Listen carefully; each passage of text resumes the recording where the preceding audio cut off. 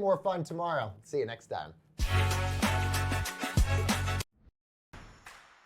Well, the best part about it is that they're just going about handling their business. I was listening to Arvell Reese and his literally like 5-word sentences about himself and some of the things that Caleb has been talking about. The dudes are just so locked in here about just doing their job and not worrying about all the other things and awards. They know all those happen when you go win and you win decisively. The Bobby Carpenter Show, only on SportsGrid. Baker Mayfield is the most important player on the Tampa Bay Buccaneers, and they are in first place right now, looking dead in the eye of home field advantage throughout the playoffs. They played a bad division. They're going to win a lot of games, and they're the best fourth quarter team, or at least the 2-minute warning team in all football. So, don't sleep on that. The Craig Carton Show, only on SportsGrid. Awesome and monumentous win against Oregon. Texas has saved their season. Texas has given themselves life to potentially crash the college football playoff party. For OU, a loss to Texas shouldn't be the end of your season. And yet with that remaining schedule, it feels like it could be. Books certainly pricing it that way. A lot of movement off of the Red River rivalry. Game time decisions, only on SportsGrid. Paige or Caitlin? Who do you take and why? I think for the WNBA, in a sense where they're moving toward more guards when it's been very post and big heavy in the past. But there's a reason why Caitlin Clark set all those records at college and then went into the WNBA and set all those records immediately. I really do think she's just a different level talent. Betting above the rim. Only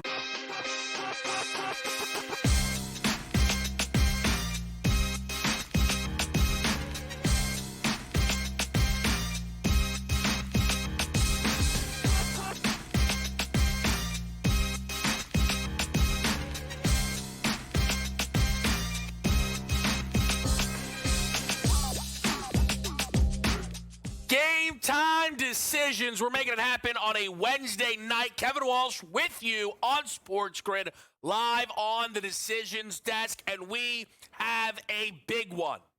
The slate may look light. There's a little more to it than you'd imagine. Plus, we get closer and closer to a big weekend, NFL, college football. That NBA season's knocking on the door. We're going to set you up here on this Wednesday. The main event, of course, is in Seattle. It's the ALCS. It's Game 3.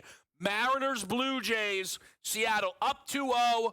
Go back home and toss George Kirby out there. They settle in as favorites in this game, which keeps them comfortable favorites to win this series. And if you look right now in the World Series market, the prices seemingly reflect what series prices will look like if we do end up with a Dodgers-Mariners World Series. Mind you, the Dodgers, with a better record than the Mariners, would actually have home field advantage there, so that's going to play a role when they're putting those prices together and projecting out that World Series matchup that we are trending towards. Because for Seattle, just like LA, 2 road wins before even getting back to their respective stadium. I think the big question for Toronto tonight is, can these bats really wake up? I know people will talk about the pitching, and they gave up 10 runs all in all in the last one to Seattle. The Mariners are capable of big games, but that's not really who they are. It's who Toronto is supposed to be. The series against the Yankees, their lowest runs scored were 5 in a game. They scored 23 in the first 2. So far, this team has had 4 scored runs through these 2 games. Can the Mariners wake up? If yes, can the Blue Jays wake up? And if yes, how do you get involved? This game will, no surprise, be featured inside our Team Best Bet segment tonight that we will get to.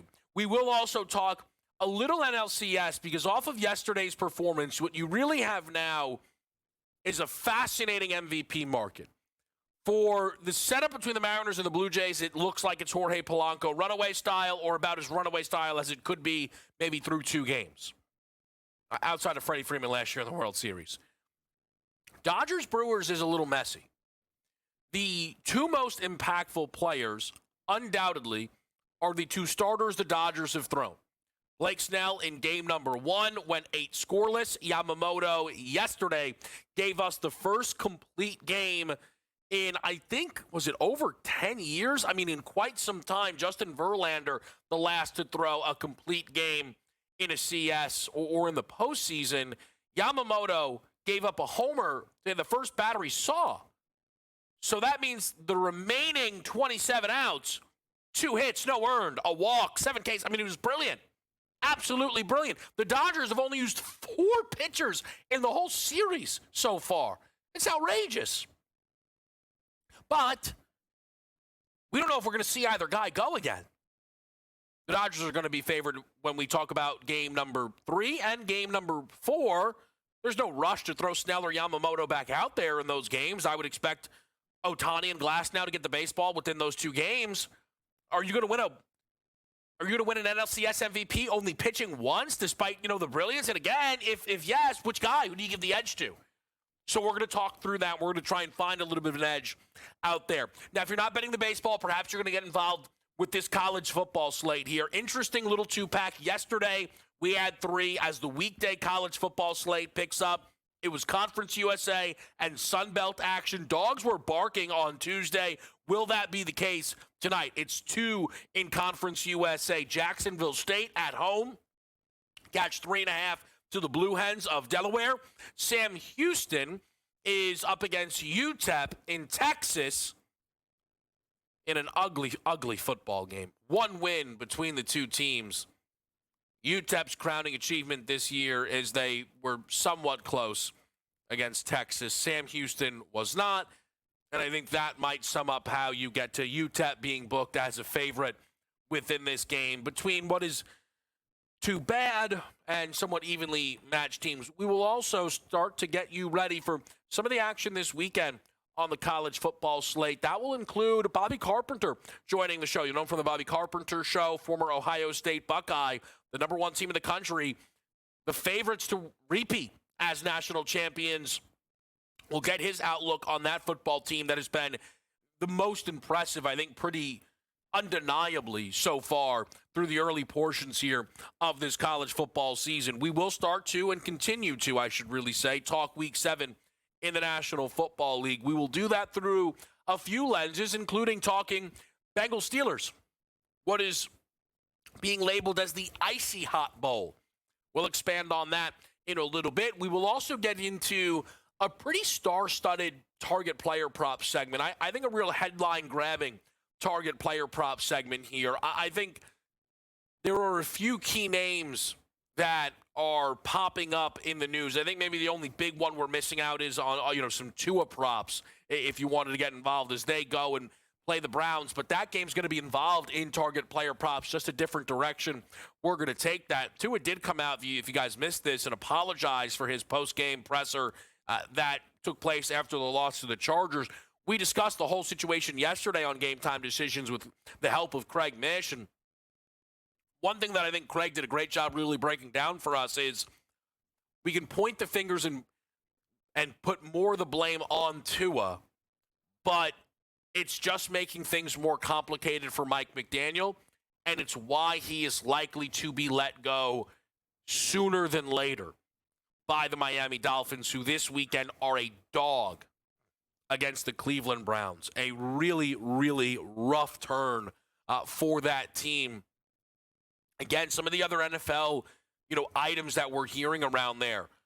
Rashee Rice back to practice. How does that look for Kansas City? Saquon Barkley talking about the offensive meetings that they had.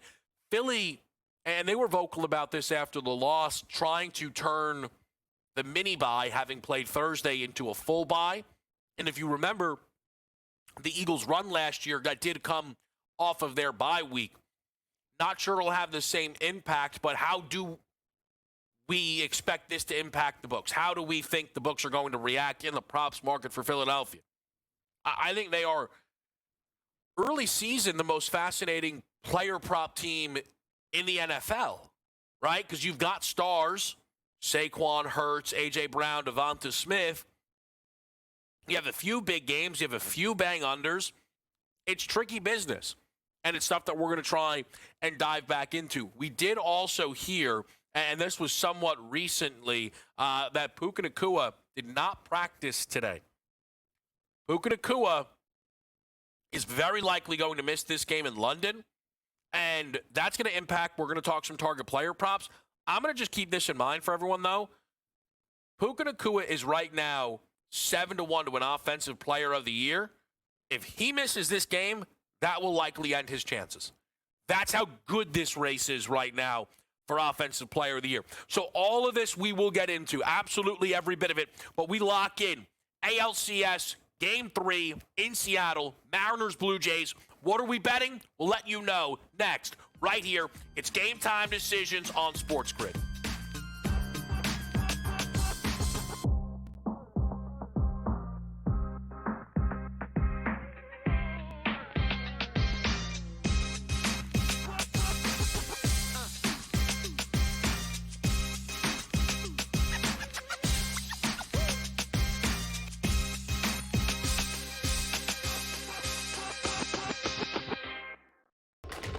Enter into the magical world of McLuck.com, where even the smallest of spins can win real cash prizes.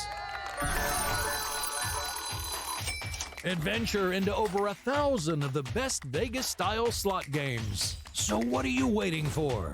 Unlock your free welcome offer today. Join the fun where winners play and players win. Hopefully these go better. I'm smashed before one on these games. I cannot believe that this game destroyed me. I can. Why did I get involved live? That's on me. Not That you. is on you.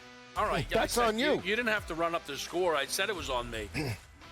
It was on you. All right. You just didn't see the writing on the wall. Knee it! Let's get out of Dodge! Pro Football Today, only on SportsGrid. Can I get an ISO? Come on. Give me the ISO over here. Give right me the here. ISO. He Give me wants the ISO. camera. Look, I'm going to get nice and comfortable right now. I've been telling you people out there, yes, you people, about the Notre Dame Fighting Irish. My connection to the Irish growing up as a kid. I hated that team. But they called me at the network the most unbiased man here, which means I'm giving you the information straight from the mouth here. You don't have to go anywhere. You get it from me. SportsGrid's College Football Today. You're looking at Joe Burrow being the guy that I was in on the beginning of the year. Clearly, that is no longer an option. So where are we looking on this board? And I keep landing on the same thing, which is, Baker Mayfield's been kind of the story this year. Think about this. He's plus 950 for MVP. They look like right now one of the, if not the most formidable team in the NFC. Fantasy Sports Today, only on SportsGrid. I apologize to our fans. We need to do better. That's all you need to say, Scott, right? But Tua goes out there, my kids love me. I'm rich. I don't care. You got your dumbass coach coming out here, and we play to win. You got to win the game, and you got to win. And, dude, the Dolphins press conferences make it way worse. If I was a Dolphin fan, I just want to punch these guys in the face. In-game live, only on SportsGrid.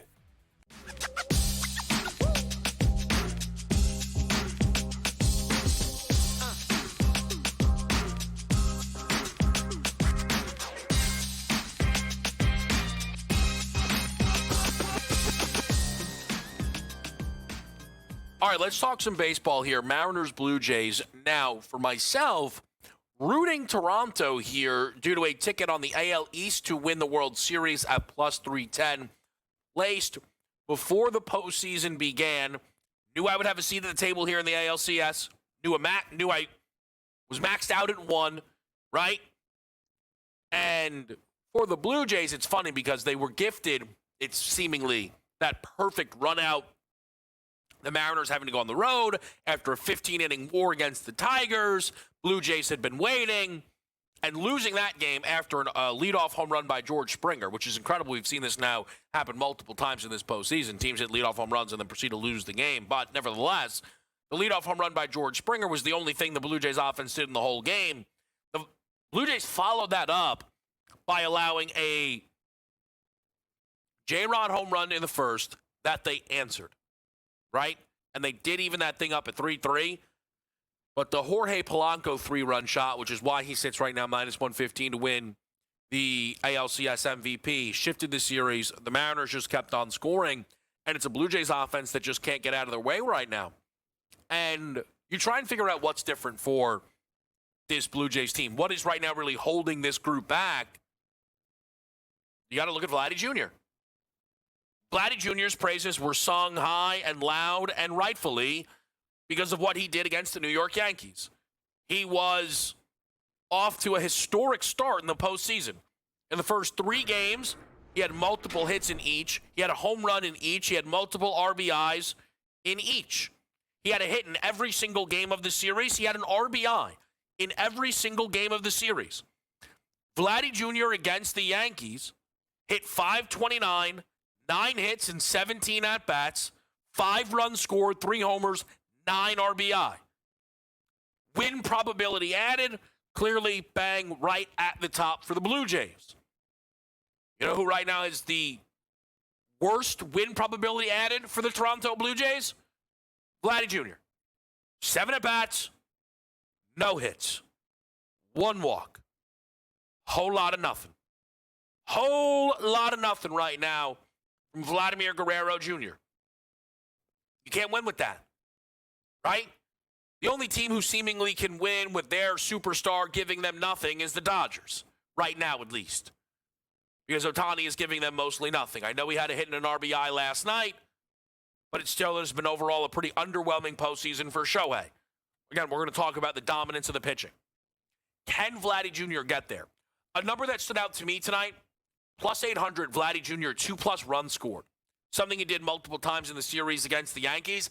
If the offense does wake up for Toronto, I think that long shot is worth a look. Best bets, though, coming from a couple of our guys here in this game.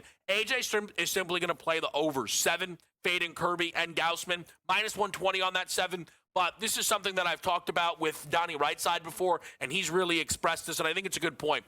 When you're playing over a flat 7, your goal is to get 7. You don't have to worry about 8. You got to get 7, right? And this game, I think, has a great chance to get to 7 tonight. I think this game absolutely could blow through the number in the same way we saw in game number 2. One team just gets it going and just keeps it rolling. This game also has a best bet in it from our guy Chris, which is a Blue Jay first 5 team total over 1.5. Don't mind either look. I think you guys should get in the mix with those guys, quite frankly. College football best bets for myself and Sam will come in our next segment. But I did want to take a quick opportunity to just dive into these NLCS odds. Dodgers take the first 2 games. Tough blow for Milwaukee to have, work all that way to have the best record and now sit here plus 940 to win a division after losing 5-1 in game number 2. You have an NLCS MVP market that is just fascinating.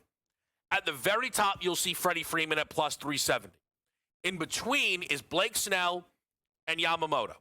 480 on Blake Snell, Yamamoto at 6-1. Ohtani checks in at a 7-1 price. Then it is Teoscar Hernandez and Kike Hernandez. Everyone else is 19-1 or greater. So there is a clear-cut top 6 here when you're taking a look at the market. Blake Snell has a great chance to win this if there is a game 5. But the Brewers do need to pull off an upset in order to activate that 5th game. Phillies were able to do it, right? And that, was a 4th game, right? But you get what I'm saying. Obviously, the length in series different. But for Snell, his performance in game 1 is at minimum as good as Yamamoto's in game 2, because he didn't give up any runs and went 8 strong. And Snell is far more likely to pitch in this series than Yamamoto. If Yamamoto pitches again in this series, I would be tempted to guarantee he wins it, because that means Snell's not, right? That means they lost the game Snell started. And as much as the hitters might be having big series, Yamamoto would then go a complete game in game 2 and then have the chance to win the closeout game in game number 6. So there's some temptation there on a Yamamoto 6-1. Though I guess, as you know, we talked this out, Dodgers 4-2 is plus 570. They're about the same number. So the books kind of agree, if you get a 6th game, huge monster edge, Yamamoto. So which hitter then can creep in here? Let's remember, last year in the NLCS, it was Tommy Edman who won the award, not Ohtani. This isn't, this popularity contest. I do think what stood out to me, though, through looking at those numbers, right? One of these things doesn't belong here, and it is Shohei, because he's been truly awful at the plate. But he got a hit in an RBI in game number 2. He still has plenty of time to tack on a home run or 2. And he gets the ball in game 4. And if he goes 6 strong in the closeout, there's life on Ohtani. This is a market to follow. Undoubtedly, the NLCS MVP is a fascinating one. We're going to come on back. Some best bets in the college football board with you right here live. It's Game Time Decisions on SportsGrid.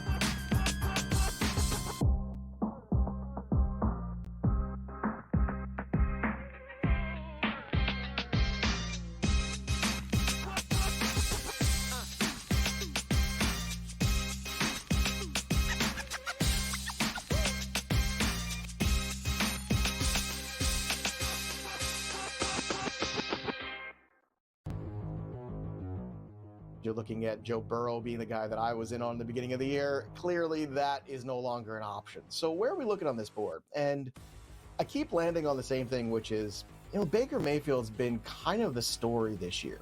Think about this. He's plus 950 for MVP. They look like right now one of the, if not the most formidable team in the NFC. Fantasy sports today, only on SportsGrid. Great quarterback, the best quarterback in football. But when you play a 60-minute game of football on national TV and the referees do not call a single penalty against you when you committed 13 penalties the week before in a nationally televised loss, I'm sorry, but the jig is up. The Craig Carton Show, only on SportsGrid. I apologize to our fans. We need to do better. That's all you need to say, Scott, right? But Tua goes out there, my kids love me, I'm rich, I don't care. You got your dumbass coach coming out here, and we play to win. You got to win the game, and you got to win. And, dude, the Dolphins press conferences make it way worse. If I was a Dolphin fan, I just want to punch these guys in the face. In-game live, only on SportsGrid. Football contest season is back, and so is the Las Vegas Football Contest Show. Season 2, the sharpest football contest show in the land. Focusing on all 3 Circus Sports contests and the Westgate Superbook Super Contest, we handicap the games and release our contest picks every week of the season. Featuring Super Contest champions Brady Cannon, James Salinas, and former NFL player Mike Pritchard, all team will have you prepared this season like none other. Check us out every weekend right here on SportsGrid.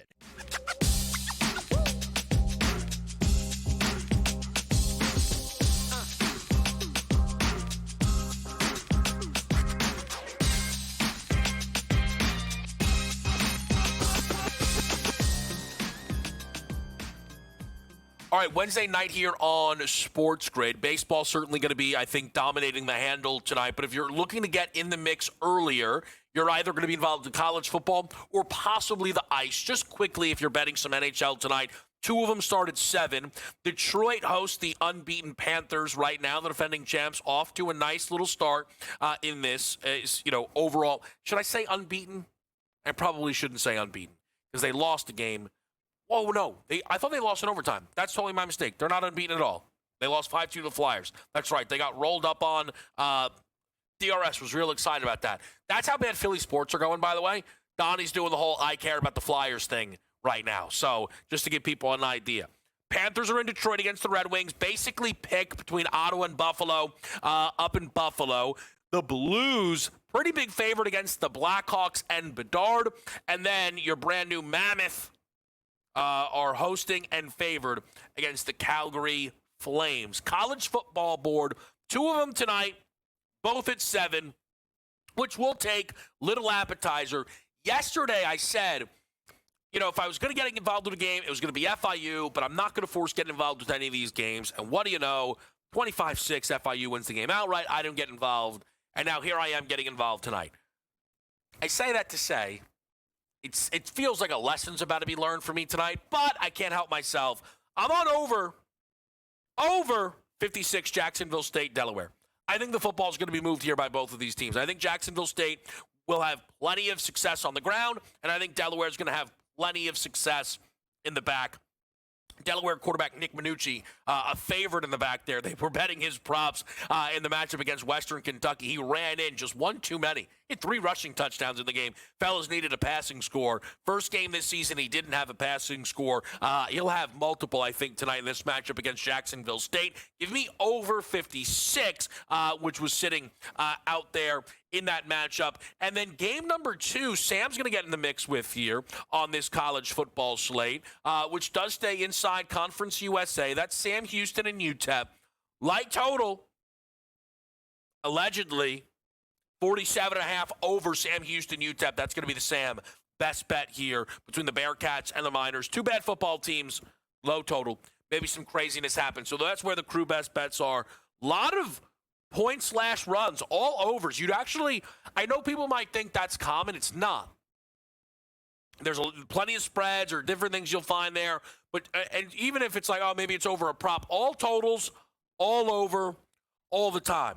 As I said, a little bit later on in our show, we are going to be talking to Bobby Carpenter, and we're going to break down some Ohio State Buckeyes. And this is a team who, right now, does not have many naysayers or doubters, and rightfully so. They've been incredibly impressive. Their number to win the national championship is more than half of the next closest team. Right now, you're seeing Ohio State booked at around plus 320, give or take, to win the national championship. Alabama 7-1. Miami, is sitting at plus 850. Indiana, only other team under 10-1 at plus 950. So the Buckeyes are on this run here, and it's incredibly impressive. They have to be dominant, though. We do have a situation for Ohio State. The way the Big Ten breaks is you do not always play tough team. Texas is a tricky thing to balance, but that was impressive defensively, no doubt. The UW game felt like it could be upset watch. They handled business. They rolled up Illinois. Though, again, they were a 14.5-point favorite in the game. Wisconsin's not going to be a test. Penn State now, not going to be a test. The real circle it up spot for Ohio State, and only spot that feels like it could get in the way of this team ripping off an unbeaten regular season, is at Michigan again. And I'm very curious to speak to Bobby about that game looming. Because here's a question I'll ask to the people about what you think the answer is, and I'm going to ask Bobby. Is there more pressure on Ryan Day to repeat as a national champion with this start, this roster, these performances, or just to beat Michigan? Because the Michigan stuff is looming over the Ryan Day run. And the reactions last year had Ryan Day on the hot seat entering the CFP, and I think it was fair. Answered it as well as you could. That was at Ohio State. This time they go to Michigan. And what is going to be one of the biggest games of the college football season. No matter what.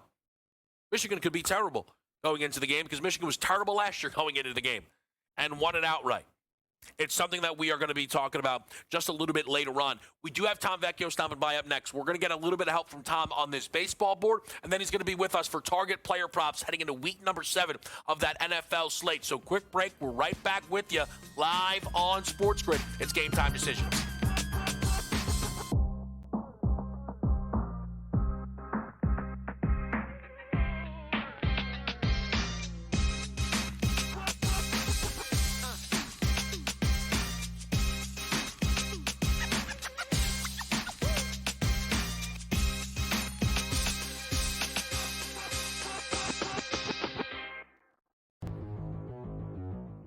You're looking at Joe Burrow being the guy that I was in on the beginning of the year. Clearly, that is no longer an option. So where are we looking on this board? And I keep landing on the same thing, which is, Baker Mayfield's been kind of the story this year.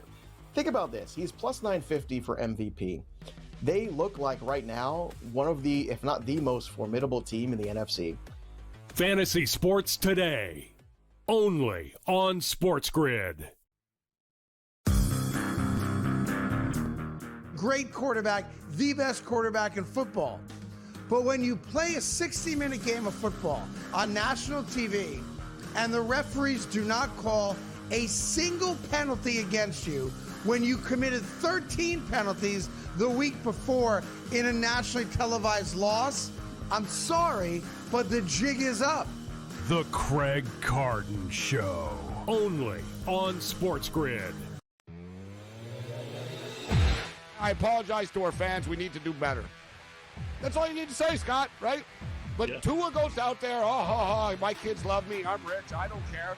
You got your dumbass coach coming out here, and we play to win. You got to win the game, and you got to win. And, dude, the Dolphins press conferences make it way worse. If I was a Dolphin fan, I just want to punch these guys in the face. In-game live, only on SportsGrid. Football contest season is back, and so is the Las Vegas Football Contest Show. Season 2, the sharpest football contest show in the land. Focusing on all three Circa Sports contests and the Westgate Superbook Super Contest, we handicap the games and release our contest picks every week of the season. Featuring Super Contest champions Brady Cannon, James Salinas, and former NFL player Mike Pritchard, all team will have you prepared this season like none other. Check us out every weekend right here on SportsGrid.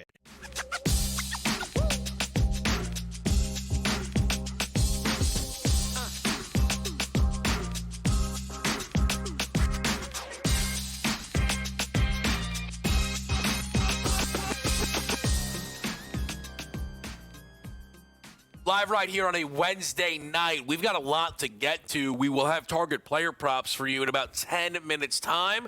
As always, with the help of Tom Vecchio, who joins us right now. You can catch him across the SportsGrid network. Tom, how are we feeling here on a Wednesday night? Doing good. Great time to be a sports fan. It really is. Playoff baseball action. We're mid-deep in, NFL season, college football, NHL started, NBA's around the corner. I will say Sabres, Senators game coming up in about less than 10 minutes. Tim Stutzel on the Senators over 2.5 shots, plus 132. Perfect. Let me stay there quickly, though, Tom. How are you finding the early goings here of the NHL betting season? Pretty normal. There's no crazy trends that are happening. The Sabres are terrible. They can't score. The Rangers also can't score at home. That's a different story, but it's mostly normal. Players getting hurt, moving lines around. Nothing too dramatic right now. No, listen, I think that's fine. I wouldn't want you to give me, some. Oh, you won't believe it, but every game's gone over on the whole season, right?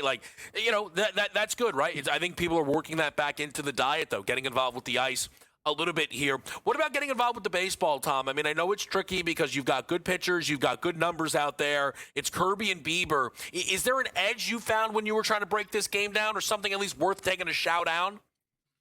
I'll be honest, I have no action on this game. I was looking at Bieber's strikeout prop, which is juiced to the over. It's 4.5 minus 140, 145-ish. Here's the issue. Ultimately, Shane Bieber didn't have a long outing against the Yankees. You went and traded for him for a reason. And the Blue Jays bullpen has not been good. It was not good in the most recent game. We talked about it leading into the series. Game 2 against the Yankees, they still won that game 13-7 or whatever it was. That bullpen was not good. You went out and got Bieber. If you're not willing to trust him in this spot to go deeper into the game, why did you go get him? Why? Don't pull him early. Even if he gives up 2-3 runs, let him go out there for 90 pitches. Whatever that is, if it's 4 innings or 8 innings, it should be 90 pitches. Don't pull him after 4 or 5 innings and 60 or 70 pitches. That's crazy considering how bad the bullpen has been. It was frustrating a little bit for me yesterday. I don't have much regret on it, but I played alted up Peralta, Yamamoto, K-ladder, which got nowhere because Peralta, I think, finished with 4. Yamamoto, I think, finished with 11. I think it was, or maybe it was 5 for Peralta and 7 for Yamamoto. But the point is, I liked both guys' outs recorded. And I'm like, you know what? They're going to go deep. That's how I'm going to play it. And obviously Yamamoto went deep, but Peralta went over his number as well. I look at these guys tonight, Tom, and I have a similar feeling to you where I don't think either guy should have quick hooks, but the reason I didn't play either is I'm worried about one of them just getting blown up, right? Like, I don't think it should be some, like, overly cautious, only in the postseason managing, but one of these guys just getting knocked around. Would it stun you in this one? It wouldn't stun me. I wouldn't be stunned, but I would say that's probably on the lower end of outcomes of things. That's fair. I would say 2-1 in either direction after 5 is kind of what I'm feeling. No crazy runs, but I do think the offense for the Blue Jays in this game is the most important thing. If they can't win this game and put up a decent amount of runs, that is, even if they win, I've said this before, if they win this game 2-1, that's an issue for them. Like, even though they won the game, they're not going to go down 3-0. They need to start scoring. You can't try and beat the Mariners winning games 1-0, 2-0. Your strength is in your hitting. You need to start it. Yeah, this is it's one of those games where I just took a shot on Vladdy Jr. having a big game, kind of. 2+ runs scored. It's like 8-1. But I find it to be a little bit trickier to bet. Something that's tricky to bet, Tom, but up your alley, up my alley. NLCS MVP. Short number right now. I'm on the FanDuel odds. Some of these are wildly different over on DK, which means they'll probably be wildly different than from your next book, okay? But I'm just kind of using this for a bit of continuity, if you will. And I may actually get to a number just looking through some of the DK lenses here. Let me just say this, though, Tom, right? Snell and Yamamoto, with their performances, are heavily in the mix.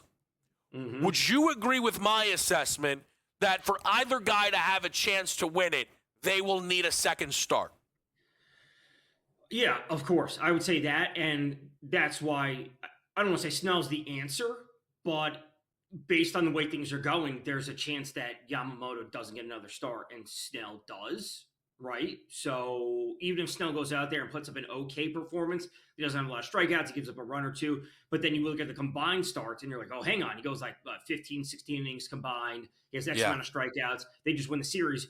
Honestly, if you are playing Yamamoto, you expect multiple wins from the Brewers at a certain point. Yeah, the nice thing about playing Yamamoto, so I don't know if I said this on air, if I noticed it during the break, Yamamoto is a 15-1 compared to a 6-1 DK to FanDuel. So that's a huge gap. Huge gap. And yeah, see, again, Tom and I, this is where Tom and I are very similar, because Tom, I might principal bet Yamamoto, and I see it all in your face as well. If Yamamoto pitches, I would almost tell you I'd make him the favorite. The question is, will he pitch? Because, again, if he pitches, that means the Dodgers, well, this isn't a guarantee, I guess I shouldn't say. So it's Glass now tomorrow, right? And then Ohtani game 4.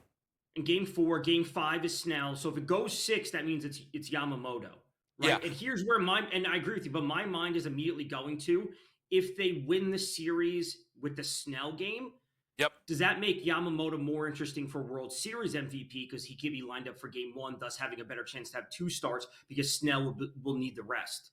So I agree with what you're saying, but I'm also looking at next step ahead because World Series MVP is the next spot to go, and Yamamoto for that is 30-1, and it starts at game 1, which again, this is solely dependent on Snell. He starts game 5, they close things out. Yamamoto could have 2 starts in World Series. Snell won't. Yeah, I think that is a right look. My thing is, I still think it can be tough for a pitcher to win it, right? Like, we're talking about guys that, Tom, one went 8 scoreless, one went 9, a complete game of 1-run baseball, and we're not sure they're going to be the guy. So the one that stands, the other that does stand out to me, because we're talking about through the lens of the pitcher, and this is where Ohtani makes these completely unique arguments. Ohtani finally got going at the plate last game. If that can keep up over the next 2, Tom, and this does end up a sweep, well, Shohei's going to pitch the closeout game. that does make Ohtani interesting then right now, a FanDuel 7-1. What's he on DK? 'Cause I don't have that up. 5. Yeah, I would say based on that, again, like you said, like this is the lens that you're going through. Totally reasonable. Saying Ohtani closeout game, he moves things at the plate. And listen, he doesn't have to hit 4 home runs in a game, but if he's just a little bit better than he is, because let's just be honest, he's been pretty terrible at the plate. If he's just a little bit better, plus the pitching, the 7-1 number is interesting. Yes. Because I think the big thing for the Dodgers right now, Tom, and I think, it's pretty undeniable. If the most valuable hitter so far is probably Kike Hernandez, but there's no true standout from their lineup. Right. I thought the next question you were going to ask is outside of a pitcher, who would I look at? And I would look at Teoscar at 7.5 ahead of Freddie. Yeah, the Freddie number almost feels as if they're like, of the guys playing well, he's the best, therefore most likely to continue it. We're going to keep Tom here. Target player props, week 7 in the NFL, next.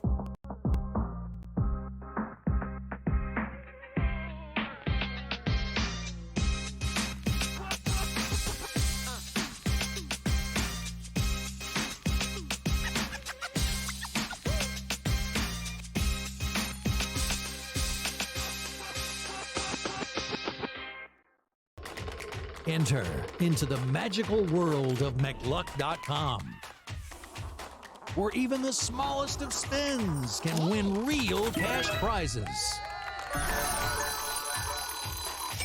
Adventure into over 1,000 of the best Vegas-style slot games. So what are you waiting for? Unlock your free welcome offer today. Join the fun where winners play and players win. Hopefully these go better. I'm smashed before 1 on these games. I cannot believe that this game destroyed me. I can. Why did I get involved live? That's on me, not That you. is on you. All right. That's on you. You didn't have to run up the score. I said it was on me. It was on you. All right. You just didn't see the writing on the wall. Knee it! Let's get out of Dodge! Pro Football Today, only on SportsGrid. Can I get an ISO? Come on. Give me the ISO over here. Give me the ISO. He wants the camera. Look, I'm going to get nice and comfortable right now. I've been telling you people out there, yes, you people, about the Notre Dame Fighting Irish. My connection to the Irish growing up as a kid. I hated that team. But they called me at the network the most unbiased man here, which means I'm giving you the information straight from the mouth here. You don't have to go anywhere. You get it from me. SportsGrid's College Football Today. You're looking at Joe Burrow being the guy that I was in on the beginning of the year. Clearly, that is no longer an option. So where are we looking on this board? And I keep landing on the same thing, which is, Baker Mayfield's been kind of the story this year. Think about this. He's plus 950 for MVP. They look like right now one of the, if not the most formidable team in the NFC. Fantasy Sports Today, only on SportsGrid. I apologize to our fans. We need to do better. That's all you need to say, Scott, right? But Tua goes out there, my kids love me. I'm rich. I don't care. You got your dumbass coach coming out here, and we play to win. You got to win the game, and you got to win. And, dude, the Dolphins press conferences make it way worse. If I was a Dolphin fan, I just want to punch these guys in the face. In-game live, only on SportsGrid.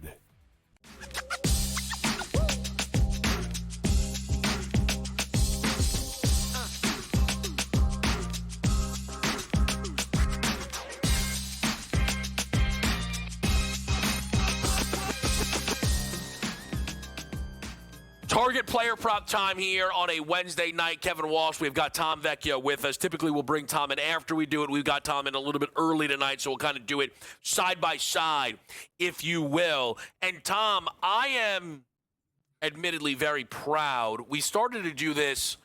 We, interestingly enough, I almost think did this it wasn't forced, if you will, and over or under, right? We often are trying to guide people to a direct number that we think was going to present some value, but occasionally you come across these guys where it's I don't know, I have no idea what this number is going to be. Remember, you and I had that great conversation about Ken Walker heading into the Week 2 game against Pittsburgh.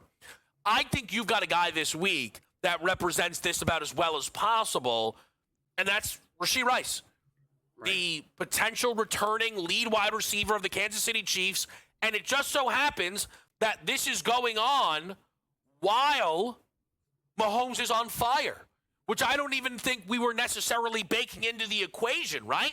Some of the people thought that Rice was going to come back and save the Chiefs offense. He's now not even the cherry on top, right? It's multiple cherries on top of what this already, delightful Sunday appears to be for Kansas City. Some numbers on Rice quickly. Removing the game against the Chargers where he was injured early on and did not catch a football. Last year, he averaged 96 yards per game. Pre-injury in the sophomore season. And again, I believe it is 19 regular season games he had played prior to that, had a career average of 64.5. And that includes like week 1, 2, not all the way involved Rashee Rice. So, Tom, Rashee Rice against the Raiders, how would you look to target him? To catch a pass on the first drive. 100%. I cannot wait for that market to be posted to catch a pass on the first drive. They're going to throw the ball to him. Whether he catches it, it's up to him, but I will be betting into that. I'm going to say low 70s is where I expect it to open, and I expect it to be bet up. Wow, I can't get there, I'll tell you, to that. Like, if you made me play low 70s, I'd play under. I can't get there. That's so much. Like, if you told me it opens at 67 and it closes at 74, not surprised. Yeah. I guess the interesting thing with Rice is he's not working his way back from injury anymore, right? Like, he would have played reps. week 1. Right. This is the practice reps. So he would, what would be for you, Tom, like perfect over, give me definitely an over on receiving yards? If it opens mid-60s. Within reason. Yeah, if it opens mid-60s, I'll bet the over. But okay, it's a matter of like getting it as it opens, which is always a difficult How thing to confident do. are you that he leads this team in targets rest of season? Like a 1A, 1B probably with Worthy. I don't think it'll be dramatic either way unless they go out of their way to be like, he's our guy. He has to be it. We're just going to use Worthy in a gadget type of role rather than a traditional route running receiver. But if they draw the targets to Rice and he brings the defense back, that opens up so much underneath. It's such an interesting situation for Kansas City because, the idea was Rice was supposed to supplant a lot of the middle of the field stuff that Kelsey maybe didn't have the same amount of juice to bring. But now you have this Worthy situation where it's like, hey, take the top off of defenses. Tyquan Thornton's been doing that. I don't know how you play. Like, I would almost argue maybe, Tom, we can just, what's the Xavier Worthy number that would feel good? It's probably feel good or where it actually is, because I wouldn't play it in the 60s with Rice there. I would play it in the mid-50s. That's just where I would want to play it. But Tyquan Thornton's going to be pushed out of the rotation as he was last week. He only played on, I believe, 27% of the snaps last week and didn't see any targets. So it'll be Rice and Worthy in 2 wide receiver sets. They'll have Kelsey there. And then after that, it gets a little bit messy. But as long as the offense is a little bit condensed, which I do expect to see going forward, then the secondary and tertiary receivers will be pushed out at a certain point. This is not to say that they won't be involved, but Hollywood Brown would play the 3rd wide receiver.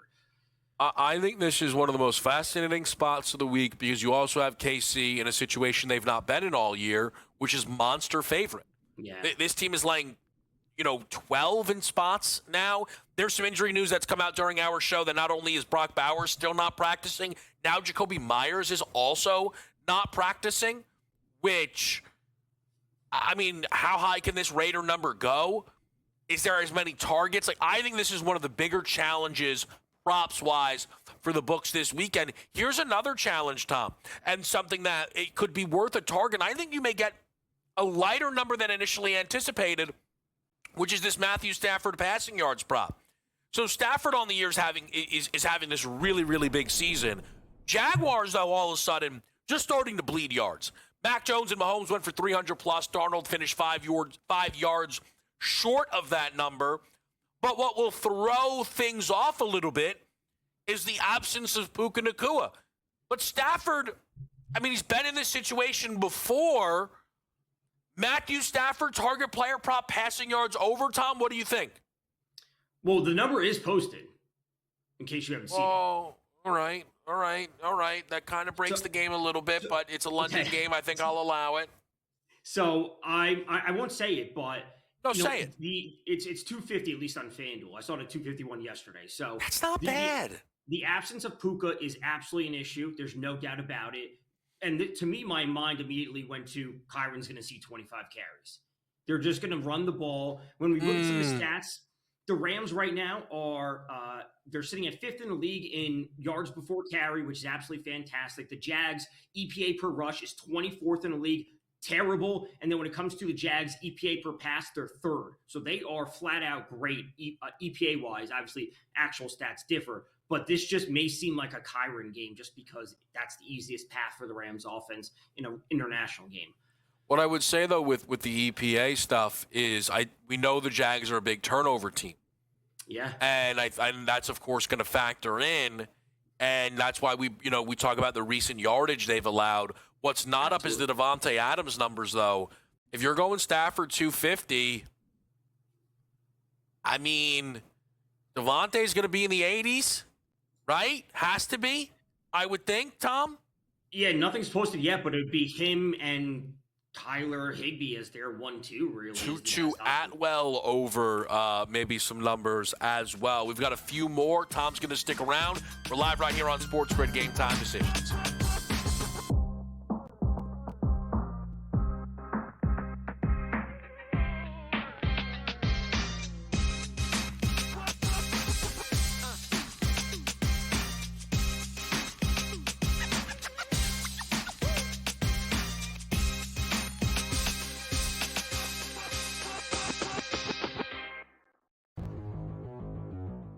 You're looking at Joe Burrow being the guy that I was in on the beginning of the year. Clearly, that is no longer an option. So where are we looking on this board? And I keep landing on the same thing, which is, Baker Mayfield's been kind of the story this year.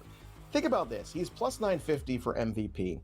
They look like right now one of the, if not the most formidable team in the NFC. Fantasy Sports Today, only on SportsGrid. Great quarterback, the best quarterback in football. But when you play a 60-minute game of football on national TV and the referees do not call a single penalty against you when you committed 13 penalties the week before in a nationally televised loss, I'm sorry, but the jig is up. The Craig Carton Show, only on SportsGrid. I apologize to our fans. We need to do better. That's all you need to say, Scott, right? But Tua goes out there, my kids love me. I'm rich. I don't care. You got your dumbass coach coming out here, and we play to win. You got to win the game, and you got to win. And, the Dolphins press conferences make it way worse. If I was a Dolphin fan, I just want to punch these guys in the face. In-game live, only on SportsGrid. Football contest season is back, and so is the Las Vegas Football Contest Show. Season 2, the sharpest football contest show in the land. Focusing on all 3 Circa Sports contests and the Westgate Superbook Super Contest, we handicap the games and release our contest picks every week of the season. Featuring Super Contest champions Brady Cannon, James Salinas, and former NFL player Mike Pritchard, all team will have you prepared this season like none other. Check us out every weekend right here on SportsGrid.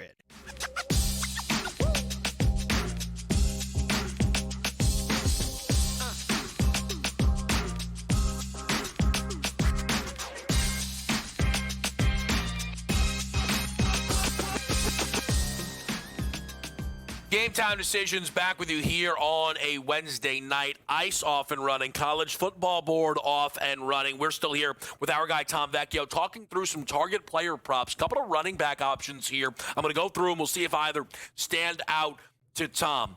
One that immediately popped to me is, really any talented running back that's going to play the Miami Dolphins. Quinshon Judkins, their numbers are likely not to come cheap. His attempts props are high. His yardage props are going to be high. Sometimes, though, there are markets that they almost have like a set ceiling, if you will. And that could be a longest rush prop, which is where I'm going to target Quinshon Judkins this weekend.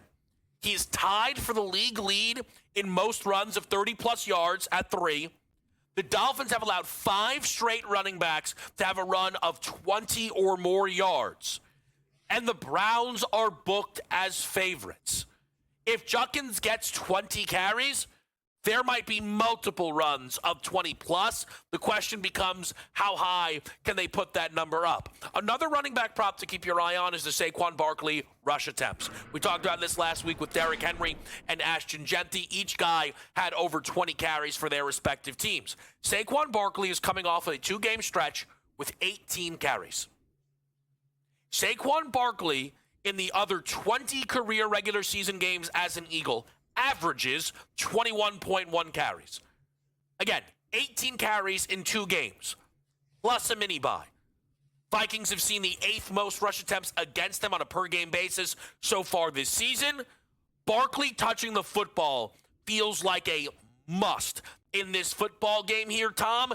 Barkley rush attempts, Judkins longest rush. What do you make of the 2 options?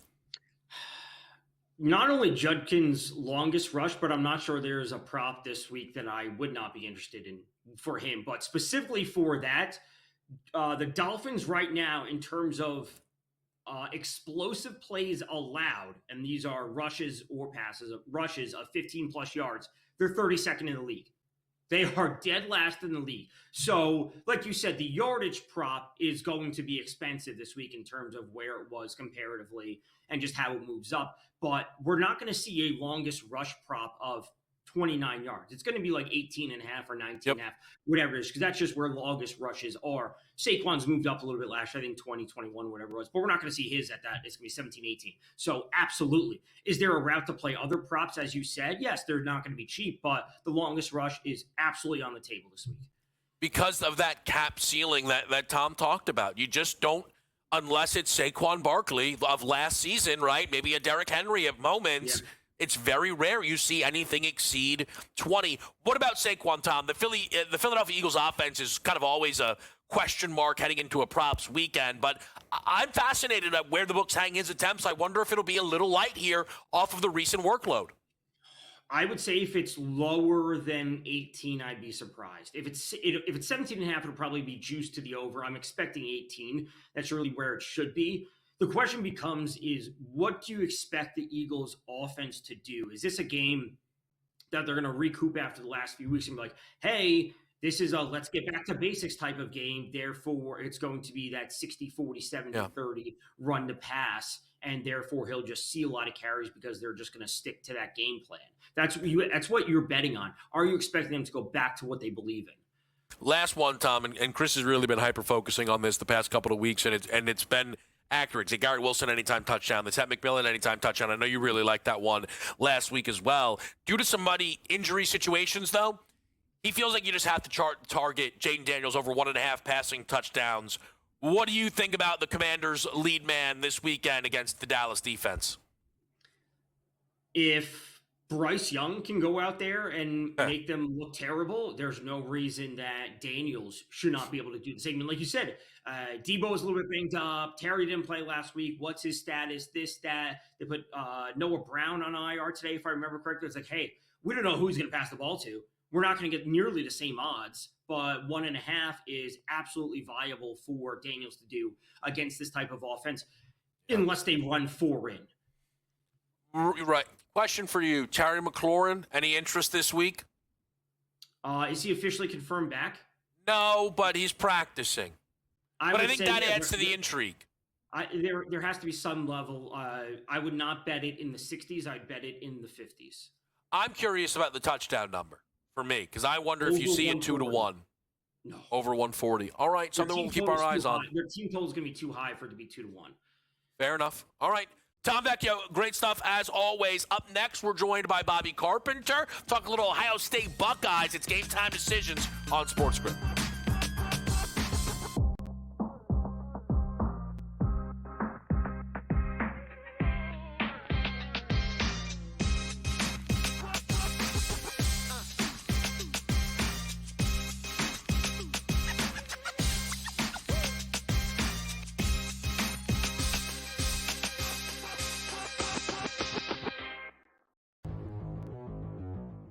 You're looking at Joe Burrow being the guy that I was in on the beginning of the year. Clearly, that is no longer an option. So where are we looking on this board? And I keep landing on the same thing, which is, Baker Mayfield's been kind of the story this year.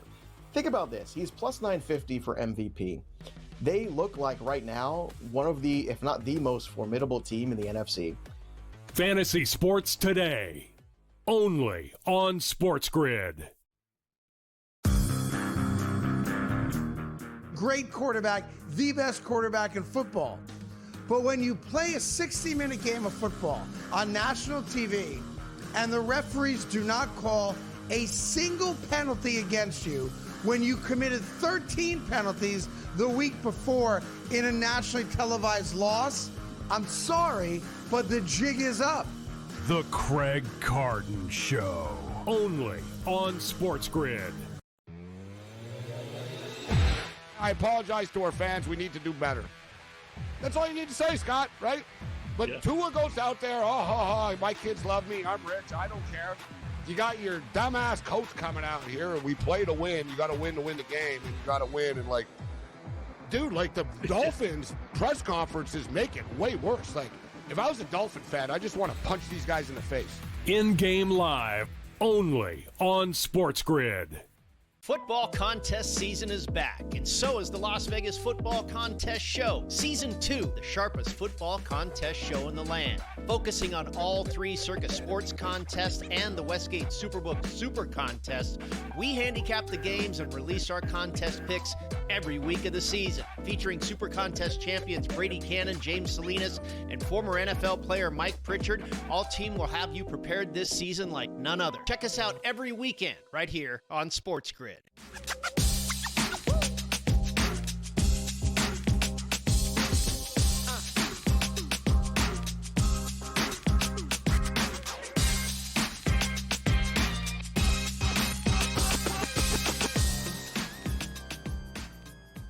Welcome back here. It's Game Time Decisions on SportsGrid. Kevin Walsh. We're now joined by Bobby Carpenter. You can follow the Bobby Carpenter Show. A former Ohio State Buckeye, played in the NFL, does an excellent job covering the college game.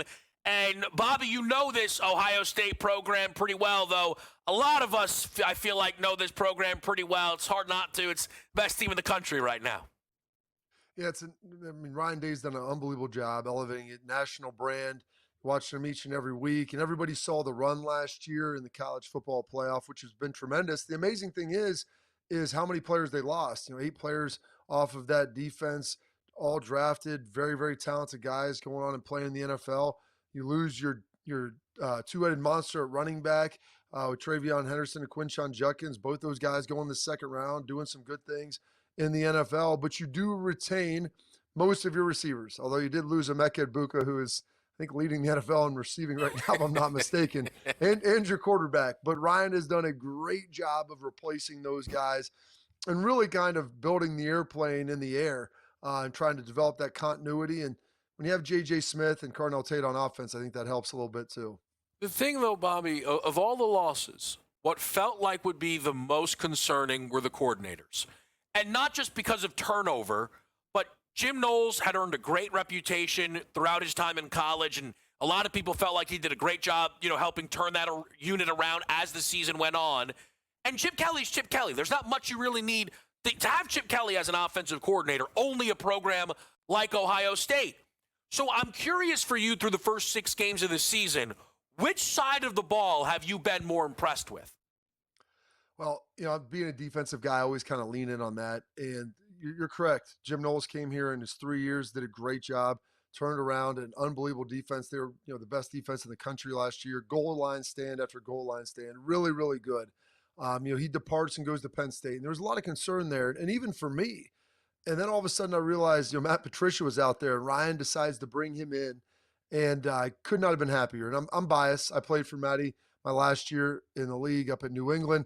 I knew what he was about. And the one thing that he does, not one, but probably what he does best, is finds a way to figure out the talent of his players, because they were replacing 8 starters, and building a defense around him. And they've got this guy named Arvell Reese that people are starting to figure out now. Mm-hmm. Him and Sonny Styles play linebacker. They're tall, they're long, they're athletic, and it allows them to be really, really multiple up front, Kevin, and that is probably what I've been most impressed with.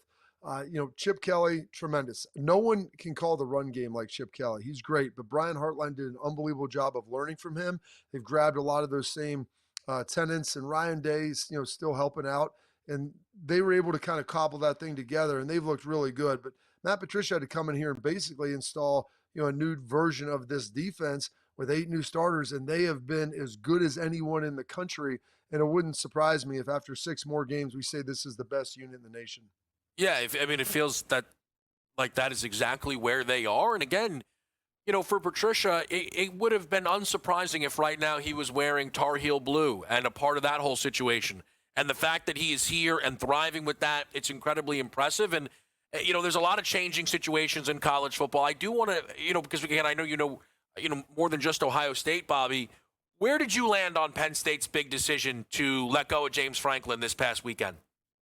I understand why they did it, and it's wild. You look at a team that was a couple minutes away from maybe playing in the College Football National Championship last year, and they've been knocking on the door for a while. And this was supposed to be the year that they kicked it in. Drew Aller coming back. Obviously, they lost Carter and they lost Warren, 2 first-round draft picks, big impact players, but you really had everything else back. You spent a lot to retain your guys. You brought in some receivers in the portal. And through the first 3 games, a week non-conference looked kind of sluggish. Everybody waited for them to turn it on. Then they play Oregon and struggle there, get separation, but they battle back. They take it to overtime, and you lose an emotional game. And everybody wanted to pile on James Franklin, big game James, the joke. And I got it. I understand it. But listen, getting somebody to always get you to 10 wins in college football is not easy. There's been a lot of schools that would love to get that blue blood programs who have struggled.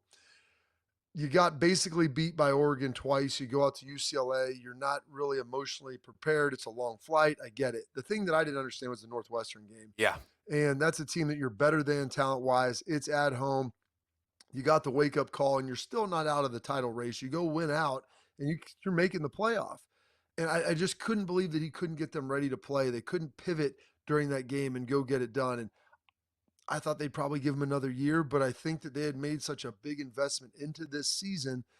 And right now in college football, it's a lot like the NFL. You don't get fired for losing games. You get fired for failing to meet expectations. And their expectations was almost national championship or bust. So you make the playoff, you win a game or 2, and you don't get there, okay. But if by week 6, Kevin, you were out of the playoff discussion, I think they realized, he's taken this as far as he can go. We need to make a decision right now. It's mid-October. They don't have a win against a power opponent yet. So it was a tough situation, but the expectations, as you said, are the expectations, and the standard is the standard. And the thing is, Ryan Day knows that very well, Bobby. I think I don't know if anyone will fully admit it behind the scenes, but it certainly felt like he was coaching for his job heading into the playoff. Now he won the national championship, so he's fine. What's interesting, though, Bobby, and I'm curious where you land on this, do you think Ryan Day has more pressure to win a national championship again this year with this team, or to make sure that they beat Michigan in week number 12? Yeah, that's a really good question. I think he probably looks at that Michigan game and knows, what happened. And everybody has really documented that, obviously, what has happened over the last 4 years. I think people will probably tell you there's more pressure to beat Michigan, and I think people feel pretty confident about it. Now, you got to go on the road and go do that. I do know this.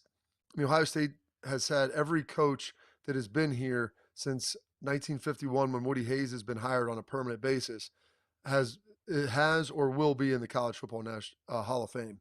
And so Ryan, now winning a national championship, I'm pretty sure solidified his opportunity in there to get in there. Woody Hayes is the only one of those coaches that has won multiple national championships, and no one's ever won consecutive ones.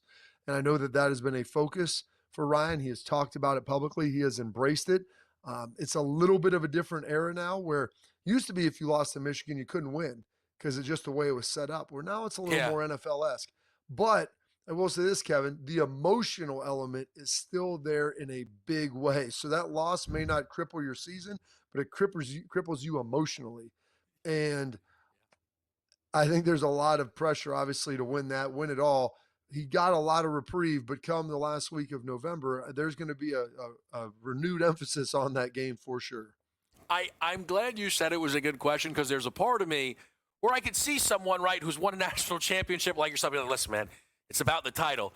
That Michigan game looms because, and once again, it feels like they should get it done. And I think it's so fascinating. Bobby, we appreciate you making time. I want to ask you this quickly before we let you get out of here. But, in town they're calling it the Icy Hot Bowl. Flacco versus Rodgers. Do you think Flacco was the right guy to give Cincinnati a chance to keep this thing afloat until potentially Burrow gets back? I think Flacco was the only guy. You look at what is out there and what's available. Like, he can throw the football. The problem is Cincinnati, Browning was struggling, but their line is the reason Joe Burrow got hurt. And Joe Flacco is not going to be able to give them any more mobility than what they had prior. Now, you can get the ball out, but there's not a lot of great options out there. I don't know who they could have brought in to be able to solve the problem for this. Like, hell, I mean, there's a lot of quarterbacks you could have had a while ago, but when you have two quarterbacks that I both played against, and hell, I'm 42, sir. I mean, this is not a great situation. Aaron's playing much better than Joe, but I think Joe will be okay, but he'll probably end the season on crutches. Which it does sadly feel inevitable, but maybe he's so aware of it, he'll just keep getting that ball out quick. Bobby Carpenter. Bobby, we really appreciate it. We'll have to do it again soon. Thanks, Kevin. Appreciate it. All right, great stuff there. Let's get our guy Cam Stewart in the mix next on SportsGrid.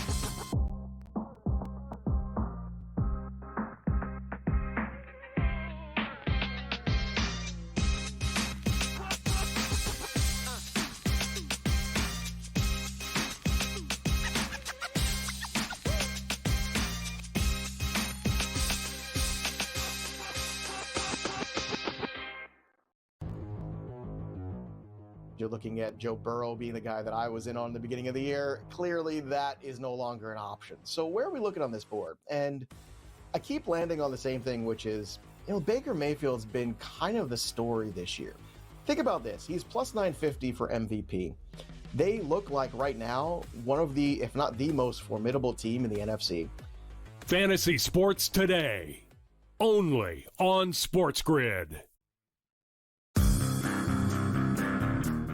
Great quarterback, the best quarterback in football.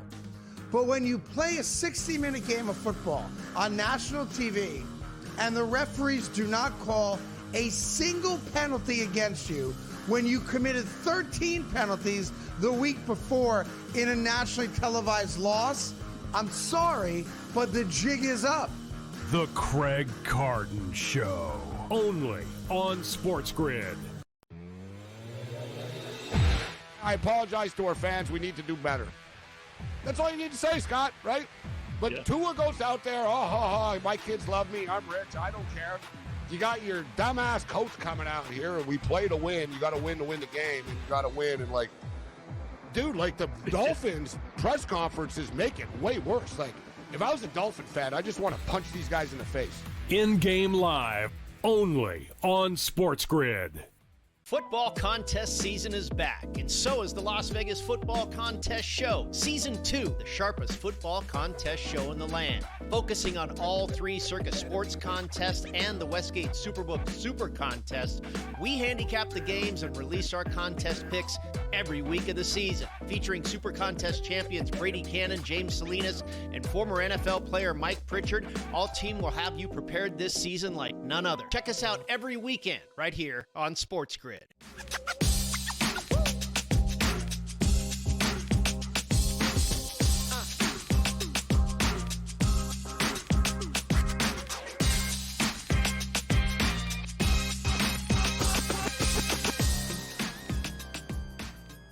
Back right here on SportsGrid, it's Game Time Decisions. I got to tell you, I'm watching a little Jacksonville State, Delaware. Does everyone have good punt coverage now? Like, these teams punt from the 50, and usually it'll bounce into the end zone, touchback, but that was dumb. I'm on the over. It's like, nope, Jack State, ball inside the 5. Like, everyone seems to be able to have great punt coverage. Let's ask our next guest about that. The one and only Cam Stewart. You can see him here across the SportsGrid network. I don't know, Cam. Am I nuts? Is this nothing? I feel like every punt now is down inside the 10. I got to tell you, Kev, sometimes you wish for the CFL. Can you give me the 5-yard halo? Can we take it out? How about a missed kick for a rouge, aka a single? But I'm with you. Like, I'm watching these games going, okay, like I remember back in the day, you're right, there was always mistakes, but now everybody does it right. But you know what, Kev? I can't lie. Me and Gabe's probably got money in these games or whatever. I gotta be cool tonight. This Jays team, ever since Yankees lose, lose. Yeah. That's what I've learned. I know what I've learned in life. Never, when a guy's down, you never kick him while he's down. And that's one of those things. And now it feels like Seattle's got all the momentum in these games. But I'll tell you, Kev, win tonight or don't win at all. And the Seattle Mariners are hot as hell. And isn't it funny how a guy from my hometown of outside of Toronto, Naylor, is absolutely putting a nail in these guys early. He's bringing like 100 people to the Dome. They're partying. He went to a school like literally down the street from where I live, him and his brother, the Naylor brothers. And you know what? Seattle's got a lot of Canadian ties. And right now they're kicking the Jays' ass. But huge game tonight. You got Bieber. I'm going to tell you, this guy's got to pitch a gem. But ever since they beat the Yankees, it was just like, oh, yeah, the Jays, they're playing so great. But, Kevin, it's so fleeting, right? Like, it's one of those things. It's, oh, yeah, we're great. We beat the Yankees. Now I'm looking, Seattle's killing these guys right now. You lose tonight, you're toast. It's that simple. Well, you mentioned it, and this was the one thing I was worried about for Toronto, which was that Vlad Jr. already won his World Series. His hate for the Yankees is so real. He was the best Blue Jay in that series. He's been the worst Blue Jay in this series now. How, Cam, are you betting this game aside from kind of a money line here? Are there different angles for you in this one? Not really, Kev. Like I was thinking, I'm like, do I do Bieber over strikeouts? I guess if you like the Jays, you got to take him to go deep in the game. But you're absolutely correct. I don't know what it is because remember back in the day with Vladimir Guerrero Sr. and the Yankees, Junior's basically taken it upon himself to say, you know what? Every time I play this team, I'm going to bury them. But all the effort that these guys put into beating the Yankees, I'm like, did you forget about Seattle? Polanco, all the guys, Rodriguez. Like, they got great players on their team. And Kevin, you know this from being an AL guy, their pitching staff's amazing. Like, they're sending the back end in Toronto, and they're doing great. Now they have their good pitchers. It's very, very scary stuff. But, yeah, I'm taking Toronto tonight because sometimes getting away from home is the best thing you can do. I'm walking downtown, Blue Jays, Blue Jays, Blue Jays. It's like almost like we won the World Series. No, you haven't. You beat the Yankees. Now you have to deal with Seattle. And Seattle kind of went into this thing after beating Detroit in the extra innings game and go, you know what? We're ready to rock. So it's one of those situations you want to keep on playing baseball. I'll take them tonight, but I got to tell you, Kev, it's not easy. And beating the Yankees, it's almost like they kind of put all their eggs into one basket. Yeah. Like, I'm not saying it's over, but don't you have that feeling of like, yeah, we beat, and Seattle party too after they won. But it was just like, I look at the Blue Jays and go, come on, guys. Like, yeah, sure, you won a series. But you know what I can't figure out, Cam, is these leadoff home runs not mattering. Yes. Springer hit one in game one. Churio hits one the other night. I'm so surprised that these, like they're almost like bad for the team. They didn't do anything, either team, after those leadoff home runs. I don't understand. No, you're right, Kev. And you think you hit a lead home run, it's like we're going to get everybody fired up, but you don't. Yeah, I don't understand exactly what's happening. Then Seattle goes up 3-0. They come back, and then next thing you know, it's 6-3. So I got to give the Mariners all the credit in the world. They came in there like short rest, hostile environment, and they basically told everybody to shut up. We're going to take care of business. But being at home, a crowd could work against you. Kevin, you know this as a Yankees fan. You know, they're your best friends when things are going well. When things suck, when they turn on the team, it goes poorly. Was that Kofsky who asked me the Sabres and Senators? Oh, like how many? Oh, sorry, Shammy Arnell. Oh, yeah, baby. This guy loves James Madison. So does his lady. And I'll tell you another thing. Sam, am I crazy to say Buffalo Sabres minus 105 now live against the Ottawa Senators? I'm going to tell you something. You want to talk about, Kev? This is the battle of hockey underachievers going tonight in Buffalo. Like, and what about the Rangers? They haven't, Kevin. Oh, yeah, it's a disaster. Home yet. You know, Cam, what about this Montreal? A lot of love for this. Am I right about that? The youngsters just lighting it up? They are lighting it up. But I'll tell you, Seattle, the Kraken played Montreal really, really tough. the Toronto Maple Leafs beat down Nashville last night. I'm not laying 170. I will tell you this, though, tonight on the late card, the Blues -1.5 against Chicago, even though Chicago has not lost a game by more than one goal. Calgary might be a live dog tonight. Watch out for the Flames, losing to the Vegas Golden Knights 4-2 last night, but +1.5, -130, +188 on the money line. Kevin, I'll tell you one thing about hockey. When a team loses the first game on a back-to-back, I like coming back to them. So I'll look at Calgary. I have golf picks for you. If anybody, Yeah, go ahead. What? People are playing golf right now? Yes, I have no idea Kevin. how. They're playing in India. Let's do this thing right now. They're playing in India. Brian Harmon, an American, going over there. And I'll give, you know what? Shout out to Ben Griffin and Brian Harmon, two beautiful American players going into India and playing in this tournament on the DP World Tour. Brian Harmon, 25-1. Anaban Lahiri, he is Indian, has been amazing at this course at 38-1. Adrian Sadier, people are like, who the hell are you talking about, Cameron? This is what we're doing, though. Sadier at 55. And Kevin, I like my burgers a little bit medium rare, but burnt Wiesberger is really hot right now at 125-1. That's a ridiculous price for a world-class player right now. So that's what I'm looking at the DP World Tour Indian Open. I tell you, there's a lot of good options there. Can I call an audible? I have a question for Cam about his Seahawks. We're going to hit a break. Please, stay to the next segment. I love the way the Seahawks We're going to talk a little Seahawks close it out. Get on your birds.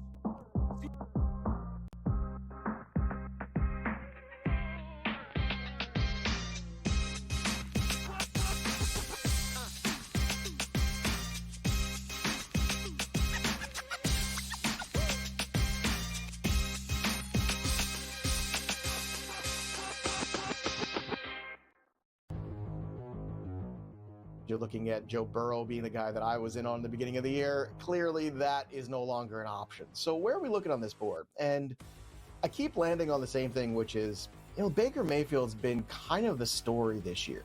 Think about this. He's plus 950 for MVP. They look like right now one of the, if not the most formidable team in the NFC. Fantasy Sports Today, only on SportsGrid. Great quarterback, the best quarterback in football. But when you play a 60-minute game of football on national TV and the referees do not call a single penalty against you when you committed 13 penalties the week before in a nationally televised loss, I'm sorry, but the jig is up. The Craig Carton Show, only on SportsGrid. I apologize to our fans. We need to do better. That's all you need to say, Scott, right? But Tua goes out there, my kids love me. I'm rich. I don't care. You got your dumbass coach coming out here, and we play to win. You got to win the game, and you got to win. And, dude, the Dolphins press conferences make it way worse. If I was a Dolphin fan, I just want to punch these guys in the face. In-game live, only on SportsGrid. Football contest season is back, and so is the Las Vegas Football Contest Show. Season 2, the sharpest football contest show in the land. Focusing on all three Circus Sports contests and the Westgate Superbook Super Contest, we handicap the games and release our contest picks every week of the season. Featuring Super Contest champions Brady Cannon, James Salinas, and former NFL player Mike Pritchard, all team will have you prepared this season like none other. Check us out every weekend right here on SportsGrid.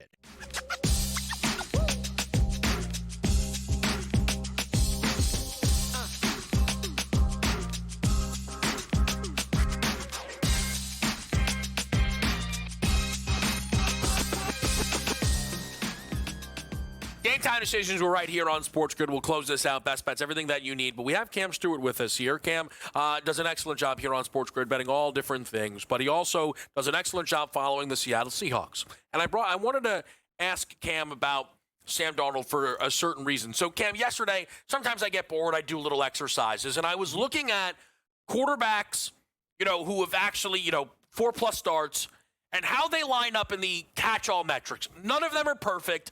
It was a little exercise. So where you rank in QBR, passer rating, and Pro Football Focus grade. And the lower the score, the better, right? And Dak Prescott was very high. Jordan Love was very high. Drake May's having a heck of a year. In his own tier, Cam, was Sam Darnold.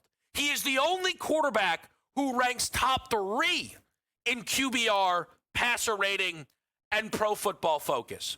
So my question to you, because there's a lot of talk about the MVP award, and Sam Darnold sitting out there in some books around 55 to 1. Mm-hmm. Do you think there's a chance that Darnold will get enough respect and can continue the way he's playing to really, really enter this MVP conversation? I got to be honest with you, Kev. If Baker Mayfield gets hurt, yes. Baker Mayfield's my MVP. Okay. And you're not getting, well, what's his number right now? It's very, very low. But yeah, like plus 350. But the thing about Baker Mayfield is this guy was almost on the street. Then he played one game for McVay. He saved his career. When he was with the Browns, Stefanski ran him into the ground. But I'll tell you one thing about Sam Darnold, and I was wrong. And I'll admit, like, we're wrong. Like, I was like, oh my God, Geno Smith can move a little bit better. Like, what's going to happen? But watching Sam Darnold play, you give this guy time, and I don't know what it is, Kev. He seems very, very calm. Like, he never gets rattled. But I remember at the start of his career, I'm like, wow, he seems very off, but now confident. Him and Smith-Njigba and Cooper Kupp has been huge for this team. Let me tell you, him and JSN have a great relationship. I think Kupp has helped him run, like, hey, this is how you run better patterns. He's listening. Charbonnet, the only issue I have with the Seahawks is their running situation. Give Walker the ball more. They give it to Charbonnet at the goal line. I don't mind that, but Charbonnet moving sidewards at the 30-yard line. It's the dude, give it to Walker. He's an absolute animal, but I will say this about Charbonnet. He's a great chip blocker, and he gives Darnold time. That's the whole thing, Kev. It wasn't a pretty draft, right? Gray Zabel. Oh, North Dakota State. Mm-hmm. No, he's been great. Like, I'm looking at the Seattle line. Oh, it's so bad. They're horrible, whatever. I'm watching Darnold back there. Bam, bam, bam. And they got Barner's been a great tight end. Arroyo, late round draft pick. And Kevin, this is the most important thing. They've been without their starters on defense. Devin Witherspoon's one of the best in the league. All their guys are out. They were on second and third stringers against Jacksonville, and they're playing great. Let me tell you one thing as a Seahawk fan. I get the Legion of Boom when they had all the talent in the world. I've never, ever been more proud of a team because you know what? Going into the year, the Seahawks, these guys are going to suck. Like, you know what I mean? Like, I've been very impressed. And if they beat down Houston this week, I'll be thrilled. It's going to be a really fun one to follow. I was worried about them protecting Darnold. And so far, they've done that. And also, JSN is incredible. Cam, you're the best. We appreciate it. Best of luck with all the action tonight and this weekend. Good luck with these Jays. You too, buddy. And your Eagles better win tonight because I'm giving them one more chance against the Vikings. Battle of the Birds. Right now, the Seahawks are playing better than the Eagles, which is shocking. But Kevin, get better plays. Let's beat these guys down and get it back. This is the week for the Eagles. Have I said this the last 2 weeks? This is the week for the Eagles. I actually think they murder Minnesota this week, but didn't I say that last week against the Giants? Yeah, but it's a little different. I hope Carson Wentz plays. That's all I know. Me too. And I think it'll be fantastic. Just to update everybody on the live board right now, UTEP is up 14-7 on Sam Houston. That game trending over. Jacksonville State, it's a 7-0 lead over Delaware for Jacksonville State. That game is trending under. On the ice right now, it's one apiece in Sabres Senator and scoreless through the first of Red Wings Panthers. The best bets across the board, some of the college football stuff is in action. AJ's on the over for the Blue Jays and the Mariners at 7. Koski's on the Blue Jays first 5 team total at 1.5. The one, take a shot, have some fun play. Vladdy Jr., 8-1 for 2+ runs scored. I think has some life. He did that 3 different times in that game, or at least multiple times in that series against the Yankees. I think he's going to have to step it up here a little bit against this Mariners team tonight. Tomorrow, the icy hot bowl. Bengals Steelers. We'll be right here for you on Game Time Decisions. Up next, it's In Game Live on SportsGrid.